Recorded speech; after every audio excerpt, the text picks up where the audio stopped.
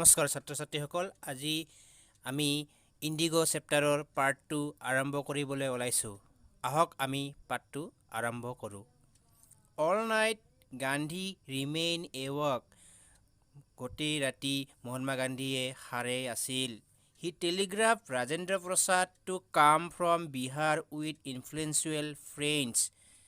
তেওঁ ৰাজেন্দ্ৰ প্ৰসাদলৈ বিহাৰৰ পৰা প্ৰভাৱশালী বন্ধুৰ সৈতে আহিবলৈ খবৰ পঠিয়ালে। He send instruction to the ashram. তেওঁ আশ্ৰমলৈ নিৰ্দেশনা প্ৰেৰণ কৰিলে। He wired a full report to the viceroy. তেওঁ ভাইচৰলৈ ৰাজপ্ৰতিনিধিলৈ সম্পূৰ্ণ প্ৰতিবেদন প্ৰেৰণ কৰিলে। Morning found the town of Motihari black with peasants. পুৱা দেখা গৈছিল যে গোটেই মতিহাৰী চহৰখন কলা কৃষকৰে ভৰি পৰিছিল। They did not no' Gandhi's record in south Africa. তেওঁলোকে দক্ষিণ আফ্ৰিকাত মহাত্মা গান্ধীৰ বৰঙণিৰ বিষয়ে একো জনা নাছিল। খেতিয়কসকলে দক্ষিণ আফ্ৰিকাত মহাত্মা গান্ধীৰ যি অৱদান সেই বিষয়ে একো জনা নাছিল। They had merely heard that a Mahatma who wanted to help them was in trouble with the authorities. তেওঁলোকে কেৱল এইটোৱেই শুনিছিল যে এজন মহাত্মা যিজনে তেওঁলোকক সহায় কৰিব বিচাৰিছে। Their spontaneous demonstration in thousands around the courthouse was the beginning of their liberation from fear of the British. কোৰ্টৰ বাহিৰত তেওঁলোকৰ হাজাৰজনৰ স্বতঃস্ফূৰ্ত যি বিক্ষোভ আছিল সেইটো ব্ৰিটিছৰ প্ৰতি থকা ভয়ৰ পৰা মুক্তিৰ আৰম্ভণি। The officials felt powerless without Gandhi's cooperation. Mahatma গান্ধীৰ সহযোগ অবিহনে বিষয়াসকলে শক্তিহীন হৈ পৰিছিল। He helped them regulate the crowd. Mahatma গান্ধীয়ে বিশাল জনতাক নিয়ন্ত্ৰণ কৰাত বিষয়াসকলক সহায় কৰিছিল। He was polite and friendly. Mahatma গান্ধীৰ ব্যৱহাৰ আছিল নম্ৰ আৰু বন্ধুত্বপূৰ্ণ। He was giving them concrete proof that their might hitherto dreaded and unquestioned could be challenged by Indians. Mahatma গান্ধীয়ে সিহঁতক দেখুৱাই দিছিল যে তেওঁলোকৰ ভয় শংকা আৰু অপ্ৰতিৰোধ্য শক্তিক ভাৰতীয়ই চেলেঞ্জ বা প্ৰত্যাহ্বান জনাব পাৰে। The government was baffled. চৰকাৰ বিচলিত হৈ পৰিছিল বা বিমোৰত পৰিছিল। The prosecutor requested the judge to postpone the trial. চৰকাৰী অধিবক্তাই মকৰ্দমা স্থগিত ৰাখিবৰ বাবে ন্যায়াধীশক অনুৰোধ জনাইছিল। Apparently the authorities wished to consult their superiors. বিষয়াসকলে তেওঁলোকৰ ওপৰস্থ কৰ্মকৰ্তাসকলৰ সৈতে স্পষ্টকৈ আলোচনা কৰিব বুলি আশা কৰিছিল। Gandhi protested against the delay. He read a statement pleading guilty. He was involved, he told the court, in a conflict of duties. On the one hand, not to set a bad example as a lawbreaker. On the other hand, to render the humanitarian and national service for which he had come.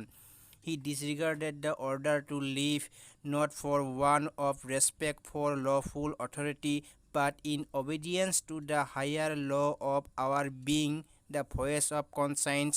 He asked the penalty due. বিচাৰ পলম হোৱাৰ বাবে গান্ধীয়ে প্ৰতিবাদ বা বিৰোধিতা কৰিছিল। মহাত্মা গান্ধী যে দোষী আছিল সেইটো তেওঁ স্বীকাৰ কৰি এটা বক্তব্য পঢ়ি শুনালে। তেওঁ ন্যায়াধীশক কৈছিল যে তেওঁ পৰস্পৰ বিৰোধিতাত জড়িত হৈ পৰিছে। মহাত্মা গান্ধী দুটা পৰিস্থিতিৰ দমজাত পৰিছিল। এফালে তেওঁ আইন ভংগকাৰী হিচাপে এটা বেয়া নিদৰ্শন দেখুৱাব খোজা নাছিল আৰু আনহাতেদি তেওঁ নিজৰ জাতিৰ প্ৰতিও সহানুভূতিশীল হোৱাটো অত্যন্ত প্ৰয়োজনীয় বুলি গণ্য কৰিছিল।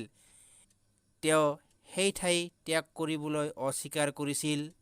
তেওঁৰ বিবেকে সেইটো কৰিবলৈ কৈছিল, বাবে তেওঁ শাস্তি বিচাৰিছিল। The magistrate announced that he would pronounce sentence after a 2-hour recess and asked Gandhi to furnish bail for those 120 minutes. Gandhi refused. The judge released him without bail.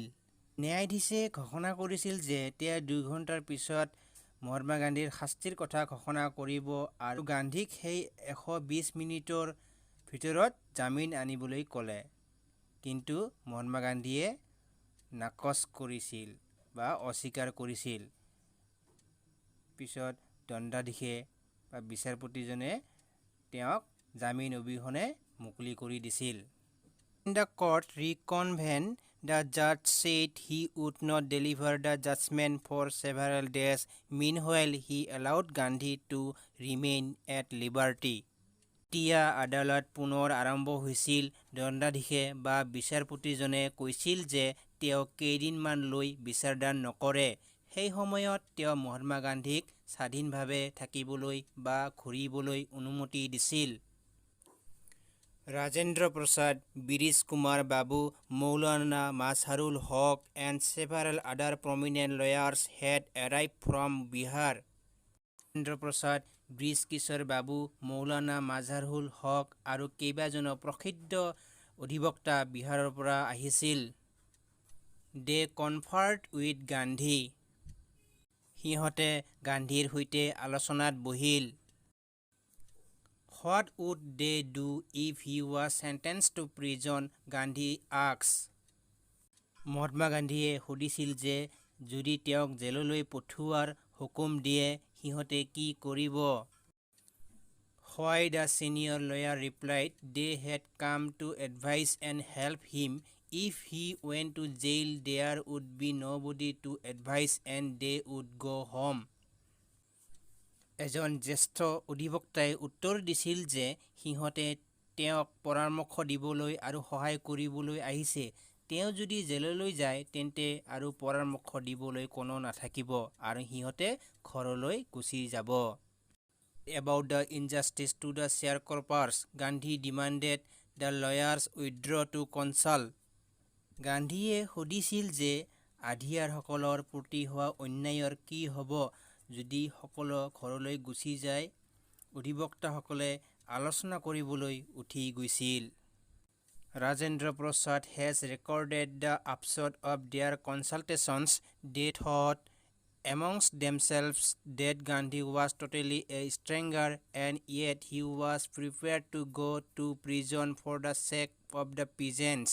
If they, on the other hand, being not only residents of the adjoining district but also those who claim to have served these peasants, should go home, it would be shameful desertion. Rajendra প্ৰসাদে অধিবক্তাসকলৰ মাজত হোৱা আলোচনাৰ বিষয়ে কৈছিল যে তেওঁলোকে ভাবিছিল যে এজন অচিনাকি ব্যক্তি হৈও গান্ধীয়ে কৃষকসকলৰ হকে জেললৈ যাবলৈ সাজু আছে। আনহাতে সিহঁতে যিসকল যদিও ওচৰ পাজৰৰ জিলাৰ নিবাসী নহয় সিহঁতে এই কৃষকসকলৰ স্বাৰ্থত কাম কৰাৰ দাবী কৰিছে। এতিয়া যদি সিহঁত ঘৰলৈ গুচি যায় বৰ লাজৰ কথা হ'ব।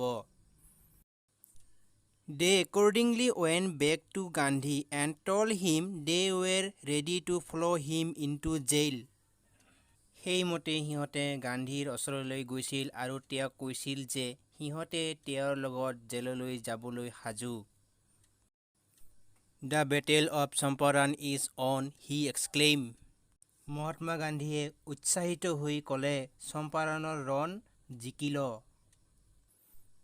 Then he took a piece of paper and divided the group into pairs and put down the order in which each pair was to court arrest. তাৰ পিছত মহাত্মা গান্ধীয়ে কাগজ এটুকুৰা ল'লে আৰু ক্ৰমে দুজনকৈ ব্যক্তিৰ নাম লিখিলে যি ক্ৰমানুসাৰে সিহঁতে আদালতত গ্ৰেপ্তাৰ বৰণ কৰিব। Several days later, Gandhi received a written communication from the magistrate informing him that the lieutenant governor of the province had ordered the case to be dropped.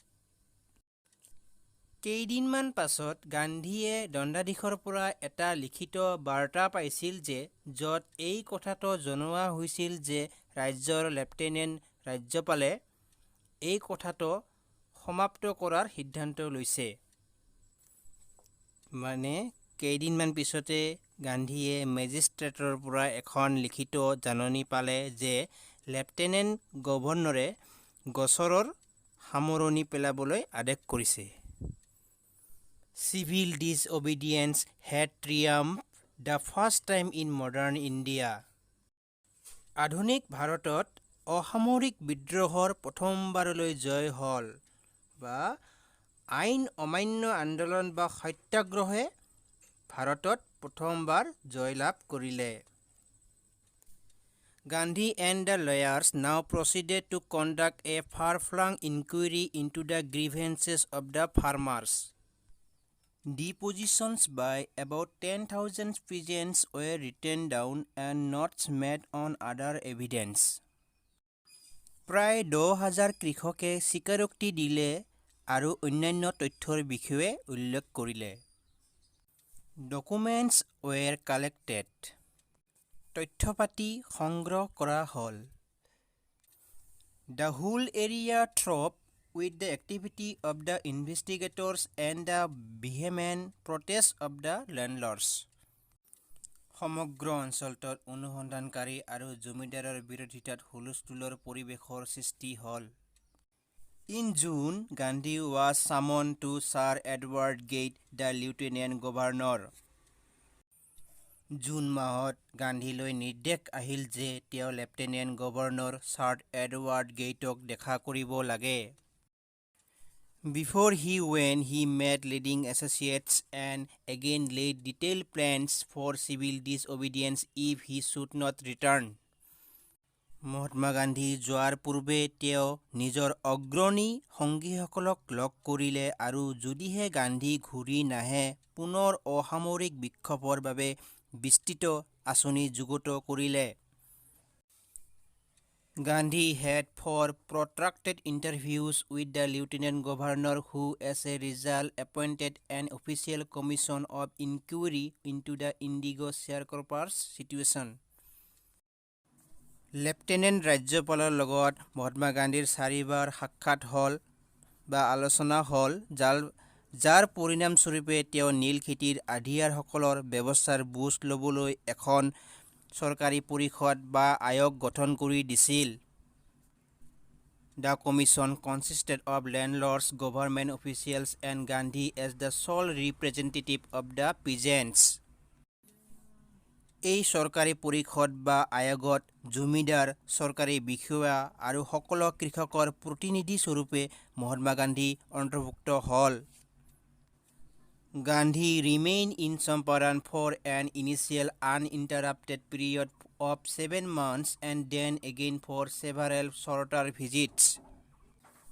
প্ৰথমতে মহাত্মা গান্ধী চম্পাৰণত একেৰাহে 7 মাহ আছিল আৰু তাৰ পাছত বহুতো চমু সাক্ষাৎকাৰত গৈছিল। The visit undertaken casually on the entreaty of an unlettered peasant in the expectation that it would last a few days occupied almost a year of Gandhi's life.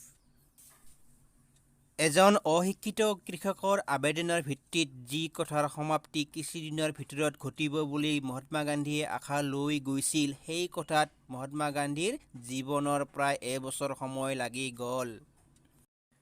The official inquiry assembled a crushing mountain of evidence against the big planters and when they saw this they agreed in principle to make refunds to the peasants but how much must we pay? They asked Gandhi. চৰকাৰী অনুসন্ধানত জমিদাৰসকলৰ বিৰুদ্ধে তথ্যই দম বান্ধিছিল বা চৰকাৰী অনুসন্ধানত যেতিয়া সকলো প্ৰমাণিত হ'ল আৰু তেওঁলোকে এইবোৰ দেখি নীতিগতভাৱে কৃষকসকলৰ পইচা ঘূৰাই দিবলৈ সন্মত হৈছিল তেওঁলোকে মহাত্মা গান্ধীক সুধিছিল কিন্তু আমি কিমান পৰিশোধ কৰিব লাগিব? They thought he would demand repayment in full of the money which they had illegally and deceitfully extorted from the sharecroppers. He asked only 50%.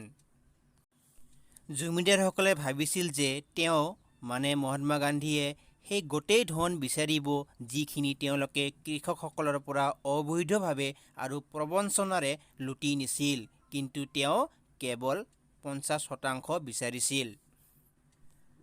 There he seemed adamant, writes Reverend J.Z. Hodges, a British missionary in Champaran who observed the entire episode at close range. এই ক্ষেত্ৰত মহাত্মা গান্ধী দৃঢ় দেখা গৈছিল। এই সমগ্ৰ ঘটনাৱলী খুব ওচৰৰ পৰা নিৰীক্ষণ কৰি থকা ৰেভাৰেণ্ড J.Z. হডছে লিখিছিল, যি চম্পাৰণৰ এজন ব্ৰিটিছ মিছনাৰী আছিল। Thinking probably that he would not give way, the representative of the planters offered to refund to the extent of 25%, and to his amazement, Mr. Gandhi took him at his word, thus breaking the deadlock. Mahatma গান্ধীয়ে তেওঁৰ স্থিতিত অটল থকাৰ সম্ভাৱনাৰ কথা ভাবি জমিদাৰৰ প্ৰতিনিধিয়ে 25% ঘূৰাই দিয়াৰ প্ৰস্তাৱ দিছিল আৰু মহাত্মা গান্ধীয়ে সেই প্ৰস্তাৱ মানি লোৱাত অচলাৱস্থা দূৰ হৈছিল। This settlement was adopted unanimously by the commission. এই বুজাবুজিটো আয়োগে সৰ্বসন্মতিক্ৰমে মানি ল'লে। Gandhi explained that the amount of the refund was less important than the fact that the landlords had been obliged to surrender part of the money and with it part of their prestige. Mahatma গান্ধীয়ে কৈছিল যে টকা ঘূৰাই দিয়া কথাটো ইমান উল্লেখযোগ্য নাছিল যিমান উল্লেখযোগ্য কথা আছিল জমিদাৰসকলে কিছু পইচা ঘূৰাই দিব লগা আৰু ইয়াৰ লগে লগে অলপ হ'লেও নিজৰ আত্মসন্মান ত্যাগ কৰিবলৈ বাধ্য হোৱা কথাটো। বা মহাত্মা গান্ধীয়ে ভাবিছিল যে টকাতকৈ বেছি গুৰুত্বপূৰ্ণ কথাটো আছিল যে প্ৰথমবাৰৰ বাবে জমিদাৰসকলে তেওঁলোকৰ দম্ভ ত্যাগ কৰিব লগা হৈছিল। Therefore, as far as the peasants were concerned, the planters had behaved as lords above the law. এতিয়া কৃষকসকলে বুজি পালে যে তেওঁলোকৰ অধিকাৰ আৰু সেই অধিকাৰ ৰক্ষা কৰা মানুহো আছে। Now the peasants saw that he had rights and defenders. He learned courage. এতিয়া কৃষকসকলে বুজি পালে যে সিহঁতৰ অধিকাৰ আৰু ৰক্ষক আছে, তেওঁলোকে সাহসৰ কথা শিকিলে। Events justified Gandhi's position. Within a few years, the British planters abandoned their estates, which reverted to the peasants. Indigo sharecropping disappeared. ঘটনাবোৰে গান্ধীৰ মৰ্যাদাৰ সুবিচাৰ কৰিলে।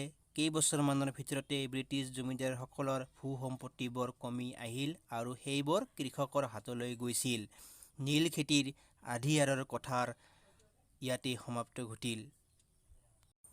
So students, আজিৰ ভিডিঅ'টোত ইমানেই।